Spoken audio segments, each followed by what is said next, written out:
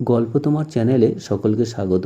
আজ আমরা শুনব গোপাল ভাঁড়ের একটি রসের গল্প। একবার নবাব মুর্শিদাবাদ থেকে মহারাজ কৃষ্ণচন্দ্রর কাছে একটি অদ্ভুত ফরমান পাঠালেন। নবাবের নির্দেশ ছিল গোপালকে রাজ্যের সব থেকে 5 জন বোকা ব্যক্তিকে খুঁজে বের করতে হবে।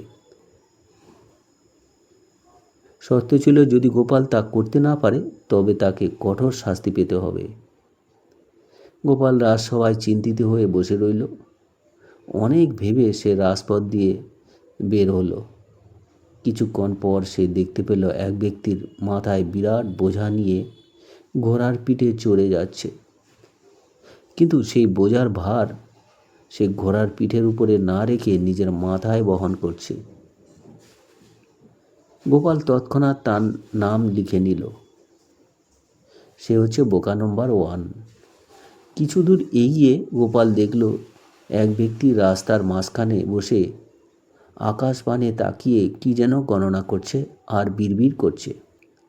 তার পাশে পড়ে থাকা জিনিসপত্র চুরি হয়ে যাচ্ছে, কিন্তু সে সেদিকে খেয়ালই করছে না। গোপাল তাকে জিজ্ঞাসা করল, সে কি করছো?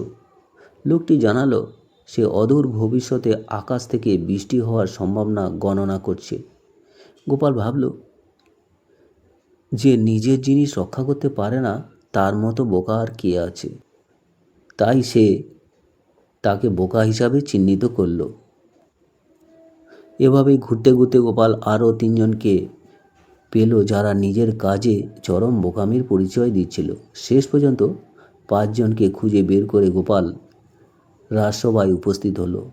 মহারাজ নবাব অবাক হয়ে জানতে চাইল, এই 5 জনকে কেন বেছে নিয়েছ? গোপাল তখন খুব বিনয়ের সঙ্গে নবাবকে বলল, হুজুর এই 5 জন বোকা তো আমার তালিকায় আছেই, কিন্তু আমি ষষ্ঠ বোকাকে খুঁজে পেয়েছি। নবাব অবাক হয়ে জিজ্ঞাসা করল, কে সেই ষষ্ঠ বোকা? গোপাল তখন হাসি মুখে উত্তর দিল, যিনি একজন বিচক্ষণ রাজাকে আদেশ দিয়ে আমার মতো সাধারণ মানুষকে এমন সব নিরর্থক কাজ করতে পাঠালো, তিনিও নিশ্চয়ই এই তালিকায় আসার যোগ্য।